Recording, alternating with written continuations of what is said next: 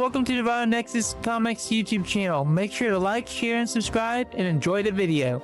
This is the story of Echoes of the Ash-Wound Sky. The sky over the Echo Lands was the color of a fresh cauterized wound, a shimmering haze where the memories of dying gods leaked into the atmosphere.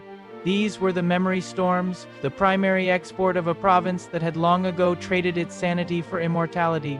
If a traveler were caught in the open without a filter mask, they risked inhaling a century of someone else's grief, a psychic intrusion that could overwrite their own soul until they became a ghost in their own body.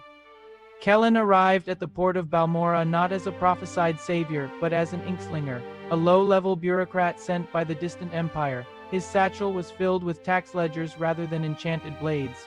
His mission was mundane yet impossible: audit the divine residue of the three kings, the living deities whose fractured minds were currently holding the fabric of reality together by a fraying thread.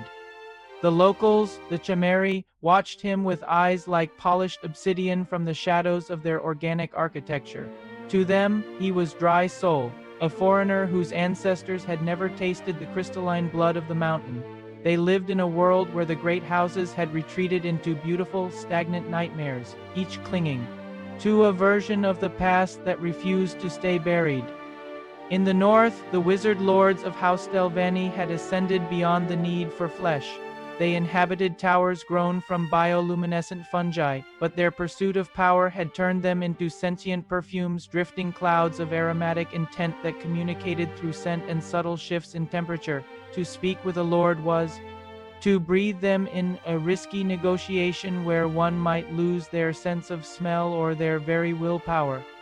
To the west, House Redder occupied the hollowed-out husks of prehistoric sea emperors. They were the warriors of tradition, standing guard over ruins that no longer needed defending. They spent their days practicing katas for wars that had ended eras ago, their armor fused to their skin by the sheer weight of their stubbornness, waiting for a signal from a king who had forgotten they existed. The merchants of House Halalu were the only ones who welcomed Kellen, though their hospitality was a predator's smile. They dealt in liquid time, a substance harvested from the tears of the memory storms.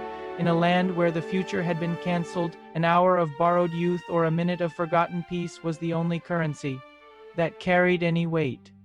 Kellen's investigation eventually led him beneath the earth, into the copper-veined tunnels of the Dwemer.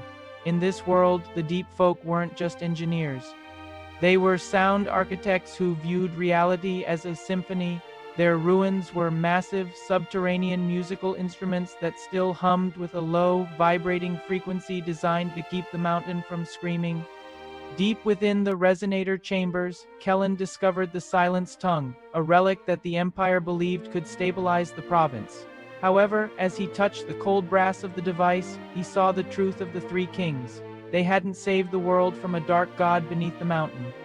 They had murdered that god, split its soul into three pieces, and were now slowly dissolving under the pressure of its divinity.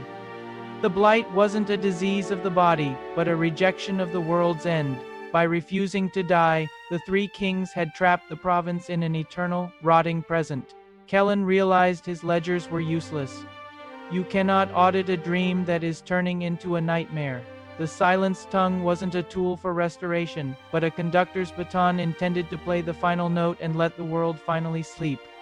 Standing at the edge of the Red Mountains crater, the Inkslinger looked back at the beautiful, decaying landscape. He could return to the Empire and report a clerical error, or he could use the relic to break the loop. He took his pen, dipped it into a vial of liquid time, and prepared to write the one thing the three kings feared most: an ending. Thanks for watching. I hope you enjoyed this story. If you did, make sure to like and subscribe for more content, and until next time, stay super.